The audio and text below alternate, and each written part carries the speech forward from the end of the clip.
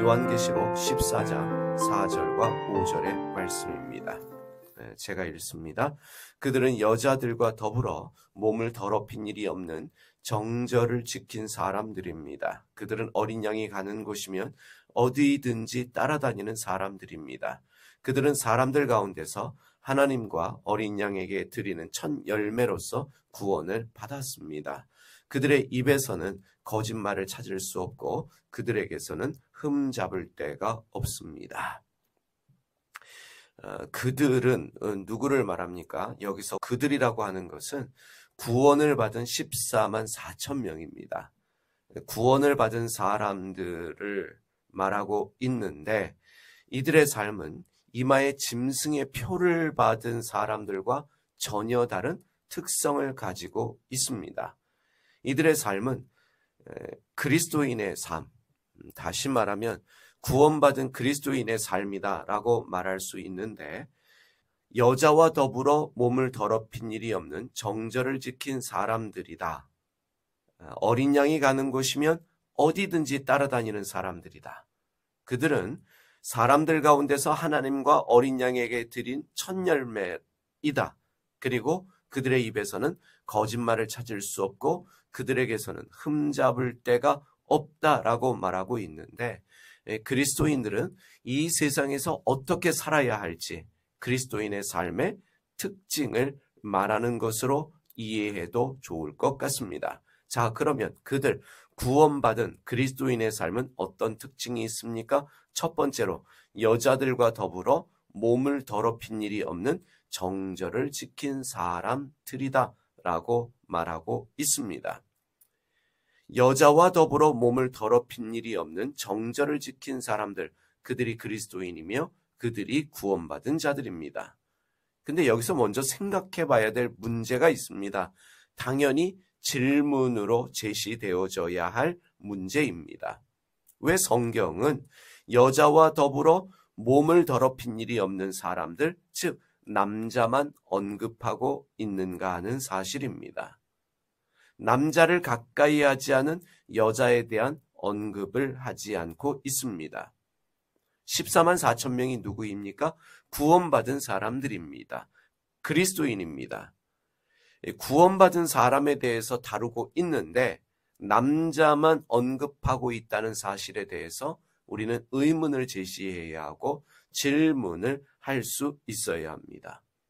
이 복음서에도 보면 오병이어의 기적의 현장 가운데 있었던 사람들을 어떻게 말합니까? 남자만 그 숫자가 5천 명이었다라고 기록하고 있습니다. 당시의 문화가 남자 중심이었습니다. 여자와 어린아이들은 사람 취급을 받지 못했던 것이 사실입니다. 이 성서가 여자를 천시하는 당시의 문화를 뛰어넘지 못하고 있다는 사실을 우리가 알 수 있습니다.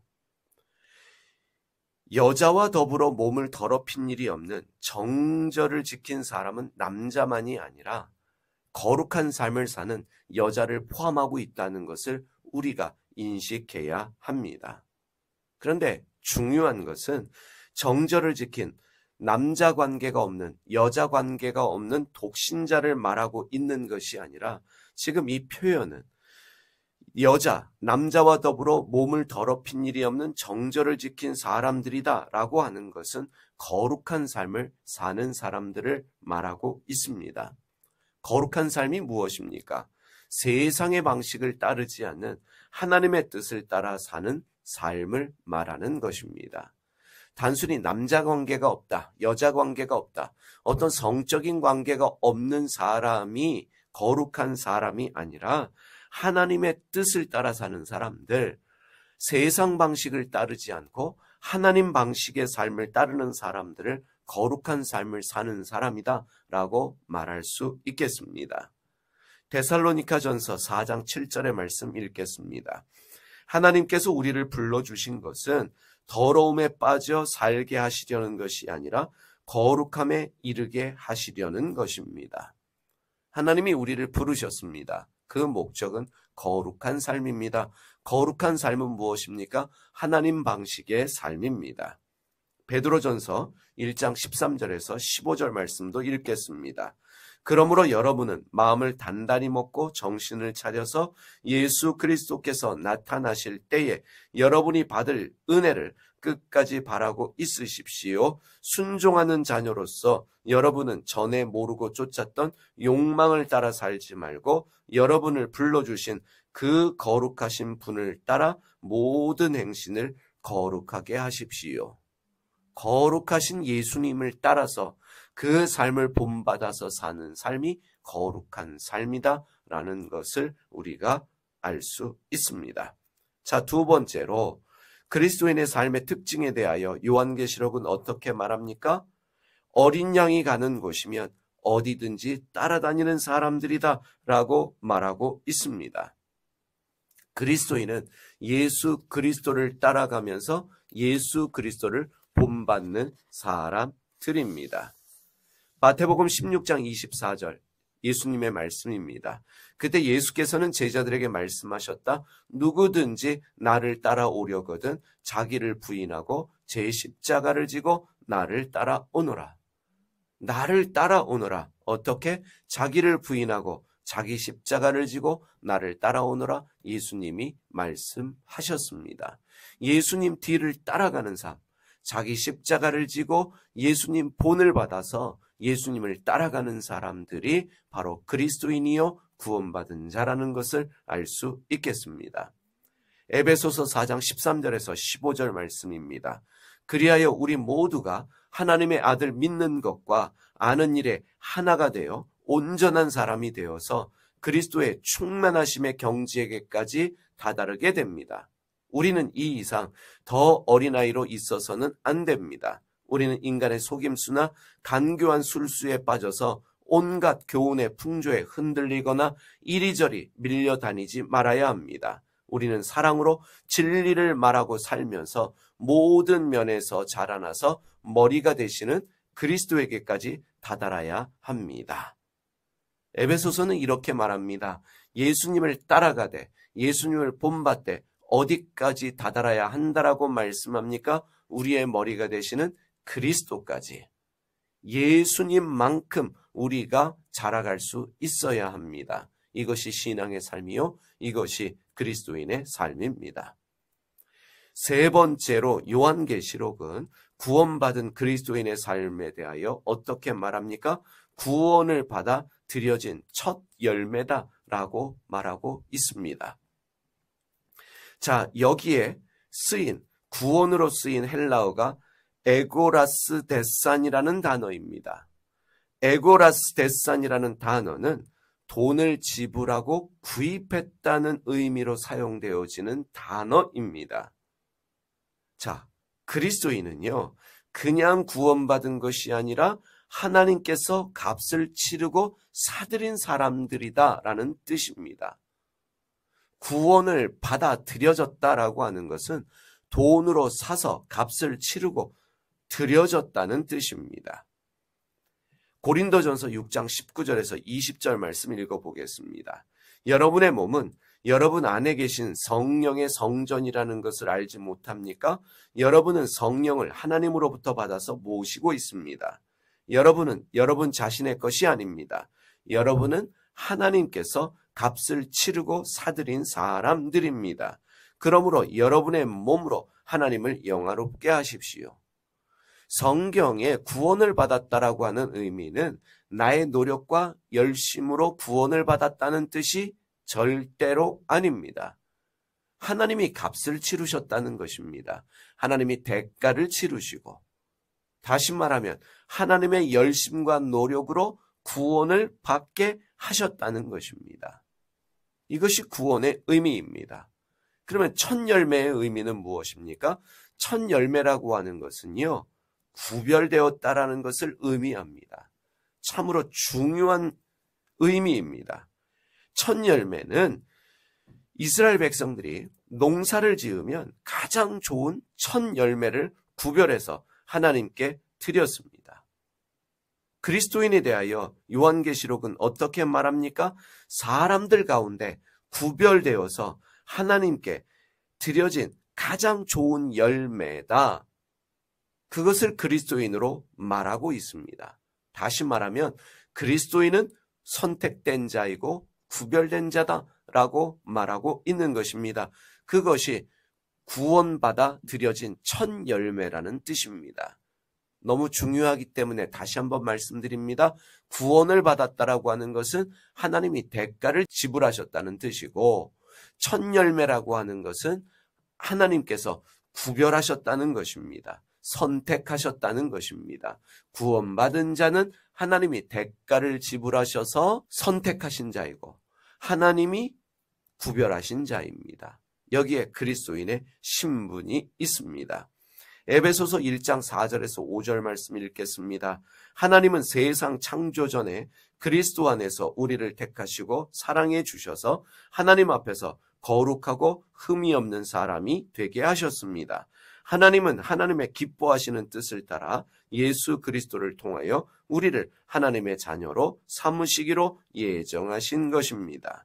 그리스도 안에서 우리를 택하시고 우리를 구별하셨다.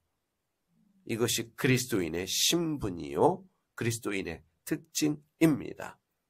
네 번째로 요한계시록은 그리스도인에 대하여 이렇게 말합니다. 그들의 입에서 거짓말을 찾을 수 없고 흠잡을 데가 없다. 거짓을 찾을 수 없고 흠잡을 수가 없다. 예수 그리스도를 닮아가는 삶이 나타난다는 것입니다. 성령의 열매가 드러나기 시작한다는 것입니다. 그런데 여러분, 네 가지의 특징을 우리가 살펴보았습니다. 이 정절을 지킨 사람들, 예수 그리스도를 따라가면서 예수 그리스도를 닮아가는 사람들, 예수 그리스도의 특징이 나타남으로 말미암아 거룩함이 나타나고 성령의 열매를 맺는 삶, 그것이 그리스도인의 삶인데, 여러분, 중요한 것이 있습니다. 여러분들이 오늘 말씀을 들으면서 특별히 성경 구절들을 읽으면서 우리가 찾을 수 있는 중요한 포인트가 하나 있습니다. 그것은 그리스도인의 삶이라고 하는 것은, 예수님을 닮은 삶, 거룩한 삶이라고 하는 것은 절대로 나의 노력과 열심으로 만들어질 수 없다는 것입니다. 사람의 노력으로 거룩해질 수 없습니다. 사람의 열심으로 완전해질 수 없습니다. 우리 안에 내주하시는 성령께서 우리를 견인하시기 때문에, 우리를 간섭하시기 때문에 우리의 삶이 변화되어질 수 있는 것입니다. 우리를 의롭다 하셨습니다. 의롭다 하신 우리의 삶이 의롭게 만들어져야 합니다. 이것은 우리의 노력이 아닙니다. 우리의 열심이 아닙니다. 주님께서 값을 치르고 우리를 사셨습니다. 우리를 구별하셨습니다. 그리고 내버려 두시는 것이 아니라 우리에게 성령을 보내셔서 성령의 도우심으로 우리를 만들어 가십니다. 예수님 닮은 사람으로 우리를 만들어 가십니다. 누가요? 우리의 열심과 노력이 아니라 우리 안에 계시는 성령께서 우리를 만들어 가십니다. 우리를 변화시키십니다. 성화의 삶이라고 하는 것은, 예수 그리스도를 닮아가는 삶이라고 하는 것은 주님의 은혜입니다. 주님의 간섭하심입니다. 주님의 일하심입니다. 우리는 주님이 다시 오시는 날 우리가 완전히 변화되어진다라는 소망을 가지고 있습니다. 어떻게 그런 일이 가능하겠습니까? 성령이 우리 안에서 역사하시고 우리를 간섭하시기 때문에, 우리를 변화시키시기 때문에 우리가 변화될 수 있는 것입니다. 로마서 8장 30절 말씀 읽어보겠습니다. 잘 들어보시기 바랍니다. 그리하여 하나님께서는 이미 정하신 사람들을 부르시고 또한 부르신 사람들을 의롭게 하시고 의롭게 하신 사람들을 또한 영화롭게 하셨습니다. 이 구절을 유심히 보십시오. 하나님이 정하신 사람들을 부르시지요. 우리가 믿은 게 아니라 주님이 우리에게 믿음을 주셨다는 것입니다. 주님이 우리를 부르셨습니다. 주님이 우리를 부르시고 그냥 내버려 두셨습니까? 의롭게 하셨습니다. 우리가 우리를 의롭게 하는 것이 아니라 주님이 우리를 의롭게 하셨습니다. 영화롭게 하십니다. 주님을 닮아가게 하십니다. 어떻게 해요? 영화롭게 하셨다. 주님께서 하신다라고 말씀하고 있습니다. 고린도전서 1장 8절 말씀도 읽어보겠습니다. 우리 주 예수 그리스도께서 나타나실 날에 여러분이 흠잡을 데 없는 사람으로 설 수 있도록 주님께서 여러분을 끝까지 튼튼히 세워주실 것입니다.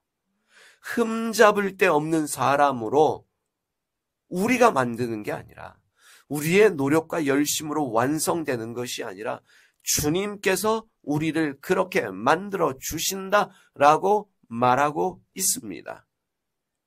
여러분, 신앙은 절대로 우리의 열심과 노력이 아닙니다. 물론 우리도 애를 써야 합니다. 우리도 노력해야 합니다. 그것이 전부가 아닙니다. 우리가 애를 써서 완성하려고 하면 넘어질 수밖에 없습니다. 우리는 결심이 약한 사람들입니다. 의지가 약한 사람들입니다. 성령께서 우리를 도와주셔야 합니다.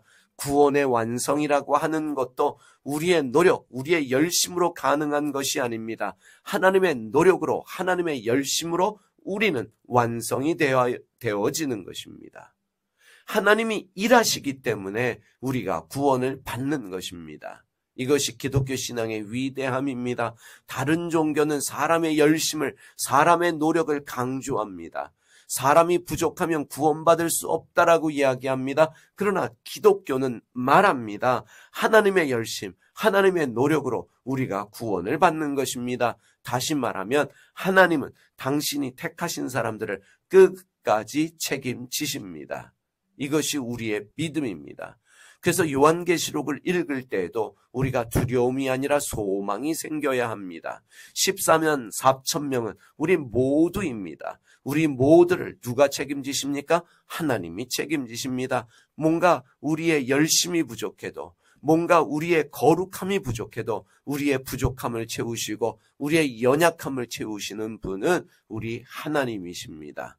오늘도 성령께서 우리를 간섭하셔서 우리에게 믿음을 주시고 우리를 이끌어 가셔서 우리를 변화시켜 주십니다. 우리를 도우시는 하나님의 영이 우리 안에 계신 줄 믿으시기를 바랍니다. 기도하겠습니다. 우리의 연약함과 부족함에도 불구하고 우리를 이끄시며 우리의 구원을 완성하시는 주님을 찬양합니다. 하나님, 우리의 연약함과 부족함 가운데 하나님을 바라볼 수 있는 믿음이 있게 하여 주시고 오늘도 주님 때문에 믿음에 친일보하게 하여 주시며 오늘도 주님 때문에 변화되는 날이 되게 하여 주시옵소서. 오늘도 성령께서 나를 도우신다, 이 믿음 가지고 살아가는 저희 모두가 되게 하여 주시옵소서.